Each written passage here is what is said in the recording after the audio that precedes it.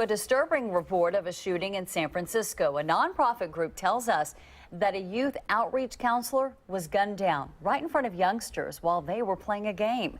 KTV's Patty Lee live now in San Francisco, where she's learned the victim had turned his life around. Patty? Well, no one is in custody for this brazen shooting yet that took place in broad daylight in front of dozens of children.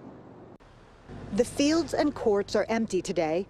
Yesterday, they were filled with about 45 kids taking part in summer programs. You should feel safe in the summer camp was for kids and around all the other kids. That sense of safety was shattered on this basketball court, where an outreach counselor was playing dodgeball with kids he was overseeing.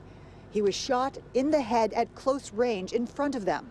And today, balloons and candles have been left at the scene to pay tribute. The executive director of TURF tells us the victim's name was Alan Calloway, and that Calloway worked for the nonprofit Together United Recommitted Forever, which is funded in part by a city and county department to run free programs for kids. According to acting board member Elijah Abdul Salam, Calloway worked there for the past few years, determined to turn his life around.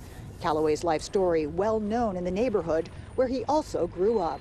He had turned his life around and he was good with the kids, all kids. That's what he loved to smile, laugh, and all that. We met Shanice Hill as she waited for a bus to take her family to another town and get away from the neighborhood violence, even if for a little while. It's sad because you never know. You could just be walking down the street or doing anything.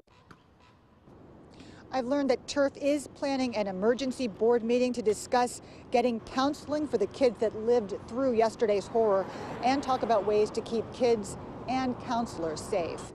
Live in San Francisco, Patty Lee, KTVU, Channel 2 News.